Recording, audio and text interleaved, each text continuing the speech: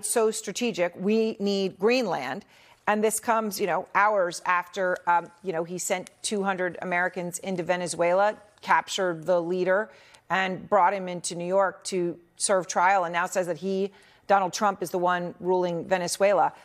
Do you think he's really serious now about Greenland in that context? I think the two situations are quite different from each other. When we're talking about Greenland, we're not talking about a drug-run dictatorship. We are talking about a NATO-allied country, a NATO territory that belongs to a friendly nation that is a very close ally to the USA and has been so for more than 70 years.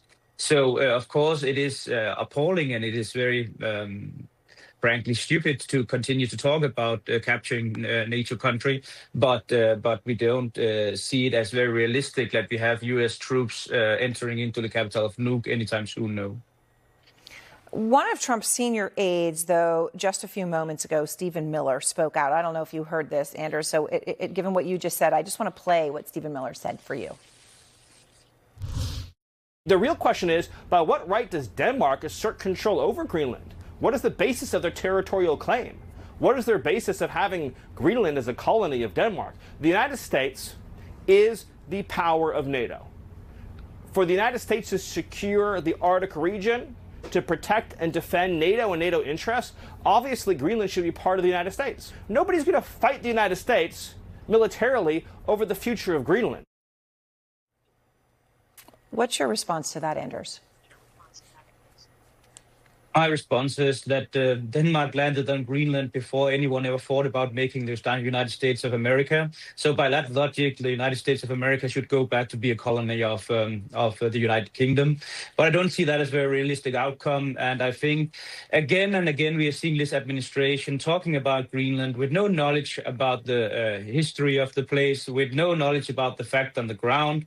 When Denmark sold what is today the U.S. Virgin Islands, the United States signed a treaty with Denmark 100 years ago that the United States of America accepted Danish full control over the territory of Greenland. So if the United States administration is in doubt who gave us that territory, they can just go back and look into their own records and there see that it is among all the other countries in the world, the United States who have said that Greenland belonged to the territory of Greenland belonged to the Kingdom of Denmark.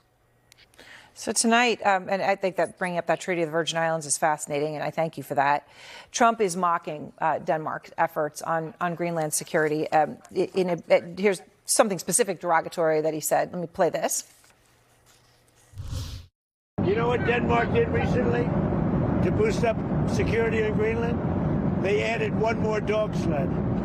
It's true. They thought that was a great move.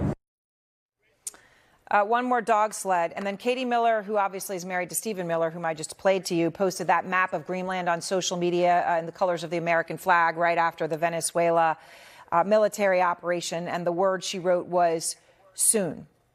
So, when Trump makes a comment like they added one more dog sled and they thought that was a great idea, and she posts that picture, obviously this is insulting. But I guess the real question, Anders, is what can Denmark do about it? We already decided to ramp up military spending in the Arctic region significantly, many billions of Danish crowns.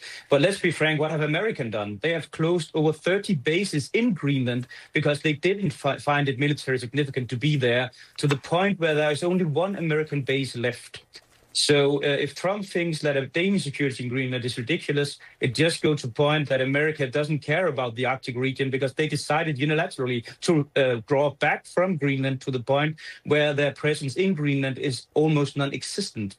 So to taunt the Danish special forces who protects Greenland is very easy, but I would like to see how many American soldiers who can cope with these Arctic temperatures and this very harsh environment.